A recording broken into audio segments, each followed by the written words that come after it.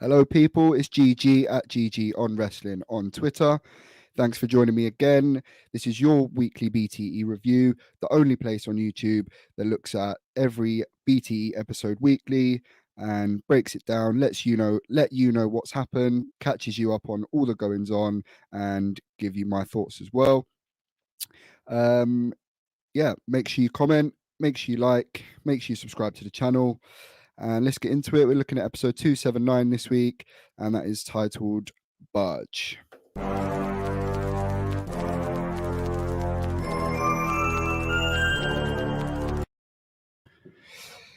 So a very short episode this week, about 11 minutes long.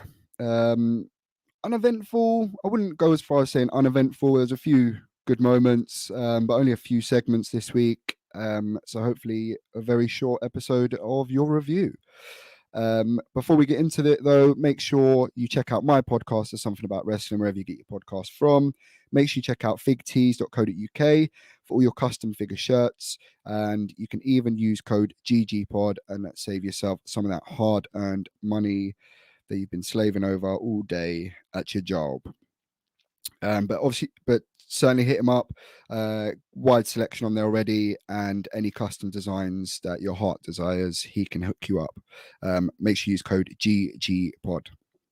Episode 279. We start with the Elite. That's the Young Bucks, Adam Cole, and Kenny. I can't recall if this was from Dynamite or Rampage, this promo, because obviously they were Friday and Saturday this week. But it's just them getting ready to cut their promo that Kenny cut on Hangman. Quite a strong promo. But yeah, it was just kind of them preparing for it, taking the piss out of the chain link fence, which was a very classic WWE kind of backing to some old school promos back in the day. Raw is War, maybe, them days.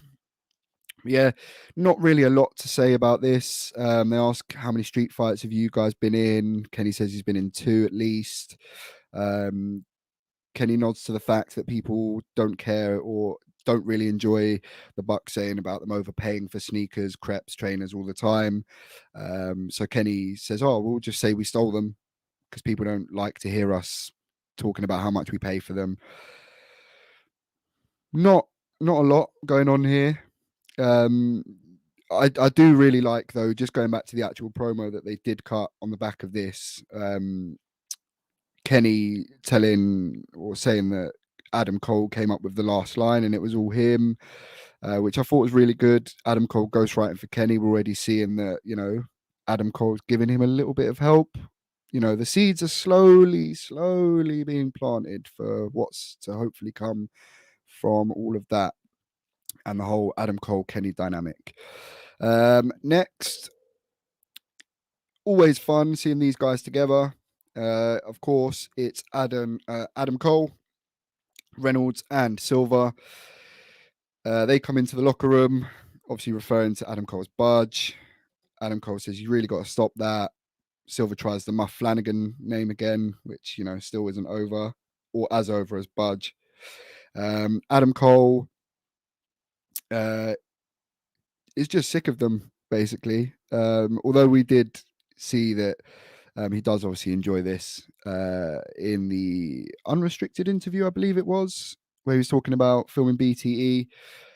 Check that out if you haven't already. That was a good watch. But yeah, this time they're getting onto him about his gear.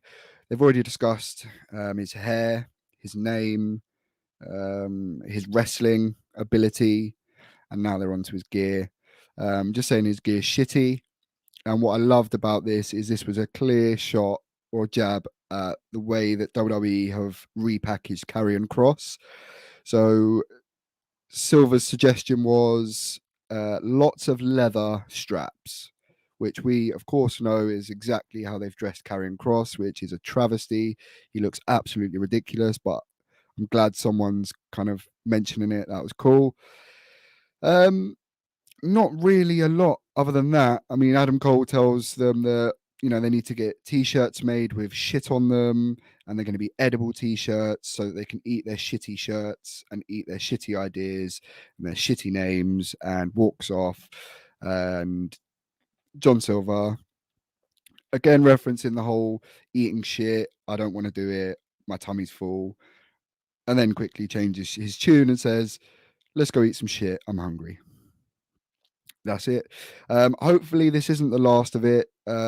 I think last week said this might be it because they've covered all bases, but kind of forgot that maybe the gear could be mentioned as well. But yeah, who knows? Hopefully, this isn't the last we see of these three together. Hopefully, they can squeeze some more material out of it. Next was probably my favorite part of BTE this week. We see a shot of the Young Bucks in the locker room. They're saying, we're glad we brought you here. We're looking to recruit more members of the elite. Camera pans out. Who could it be? But -1, little Brody Lee. He's obviously not having any of it. He calls them losers. Then Matt tells Nick to super kick him. He loads up a super kick. And of course, Brody Lee, the young wrestler that he is, grabs the boot, counters it, throws it towards Matt Jackson. Low blows Nick. Nick Jackson says that was a shoot low blow.